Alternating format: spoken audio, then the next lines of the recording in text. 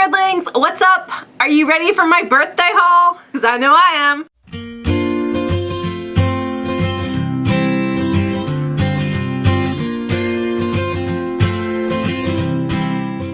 So my birthday was last weekend on Saturday. I turned 31. Yikes! And I usually ask for a lot of books for my birthday. They're easy for my friends to get. I have Amazon wish lists dedicated to every event that happens in my life. I live and die by Amazon wish lists. All my friends have them, and that's essentially how people know what to get me. I had about 35 items on this wish list, and my mom decided to buy at least 1/3 of them, which is great because I love gifts and they're all books. I love books. It's awesome. So that's what I'm going to be showing you today. Most of these are graphic novels. Some of them are books on writing in general, and some of them I got from Barnes & Noble because people gave me gift cards. So it's quite a bit of books. The first book I got is a graphic novel. It's called Rat Queens, and I've been dying to read this. It's by Curtis Wibe and Rock Upchurch, I think. Yeah, Upchurch. It's about a group of girls who take out monsters. I've played a lot of MMOs, and this is like a graphic novel of an MMO almost. And I'm really excited to read it. All the girls are from different classes. They serve different purposes in their fighting unit. And honestly, I just really love girls kicking ass. Like, I will read anything, I will watch anything with girls kicking ass. I can't wait to read this. In the trend of watching girls kick ass, the next one I have is Ms. Marvel. And this is the story of Kamala Khan, a Muslim girl from Jersey City who suddenly gets extraordinary gifts. I don't know much about Ms. Marvel, but since this is an origin story, I'm not going to need to. Dan from Thoughts on Tomes recently reviewed this, thought it looked awesome, threw it on my wish list, and now it's here. Isn't this awesome? So excited. The next book I have is a graphic novel called Zyla Dirk and the Turkish Lieutenant. This also came from Sam's channel, and this just looked like a whole lot of fun.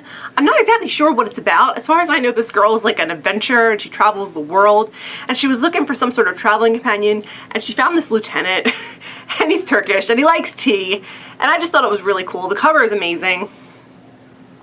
And it looks like a lot of fun. Next on my list is Anya's Ghost, and I thought this was an interesting concept. It's about a girl who falls into a well and then she meets a ghost while she's in there, and they sort of become friends, and this ghost is the only friend this girl has, and it's sort of the story of their friendship and its weirdness. Kind of gothic, kind of strange, which I'm into, obviously, because I put it on my wish list and now it's here. And I've heard a lot of good things about this graphic novel, so again, really happy that it's here. Next graphic novel I got is called Deadly Class, and this just sounds awesome. So essentially the big mafia crime families send their kids to this assassin school where they're taught how to kill people and be badasses and carry on the family business. I loved Battle Royale. I loved the book, I loved the comic, didn't like the movie, but this sounded a lot like it, and so I threw it on my wish list, and I'm gonna read about a bunch of kids who are trained to kill people, because that sounds fun. The next graphic novel I got was Neil Gaiman's The Graveyard Book. I've read The Graveyard Book several times. It's one of my favorite books. I love the whole concept. It's about a kid nobody owns who's raised in a graveyard by the supernatural beings that inhabit the graveyard. It's a really great coming of age tale about humanity and not humanity, and the people that shape us and the families that we create. So I was really excited when the graphic novel was announced because I was going to get to see it play out in art form. And honestly, this is exactly how I imagined the book playing out in my head. So it's nice to see it sort of represented on the page somewhere. My mom likes to buy me books on writing and improving my craft since that's what I want to do with my life. So she picked up 2 for me, and the first one was Trickster's Hat. And this is just a book full of exercises, different creative activities that you can do, sort of get your juices flowing and sort of improve your writing and creative workflow in general. The next book she picked up for me was Wonder Book, and this was featured in one of Ginger Reads Lainey's NaNoWriMo videos that she did recently, and the way she talked about it, I was like, I need to get this book. It just sounds awesome. I haven't gotten a chance to really look at it, but I'm planning to in the next couple of months because NaNoWriMo is coming up in November and I have to start preparing now or else I'm just gonna doom myself. The next couple books I actually bought with my Barnes & Noble gift cards. I had 2 $25 gift cards, one from my brother and one from my best friend's boyfriend. So thank you guys, that was awesome. I love gift cards, I love books, you got me a perfect present. Thank you. The first title I picked up was Rainbow Rowell's Fangirl. I actually have this on my Kindle, but this is the nice collector's edition, and I saw it and I was like, I need this. It needs to be on my shelf. This book holds a real special place in my heart because it sort of defines me almost. It actually defines a lot of people I know, and I loved it. And I love the artwork inside. It's awesome. I'm probably gonna reread this soon because why not? I mean, it's just gonna be great. The next book I picked up was Rochelle Meads Bloodlines. I haven't read this series. I've read the Vampire Academy series. Well, actually, I read most of the Vampire Academy series. I need to get to reading the last book book, but everyone keeps saying that this is the better series and that I will love this. Vampire Academy was sort of okay to me. There were some really good parts, there were some not so good parts, but overall I thought it was alright. And all my friends were like, no, you need to read Bloodlines because it's awesome. And I loved Adrian. I was one of those people who was very much Team Adrian. Apparently Adrian is a huge part of Bloodlines, and I'm just excited to see the guy again. I love him. The next book I picked up is the second School for Good and Evil book, A World Without Princes. And I love this series. It's a middle grade series. I thought the first book was adorable and heartwarming and cute. It had an interesting message to it, and I just really liked it. So when I saw this came out in paperback form, I was like, I'm gonna grab this. I also snagged myself a copy of Casey West's The Fill-In Boyfriend because everybody's been talking about this, and I've been meaning to pick it up and I just hadn't gotten around to it.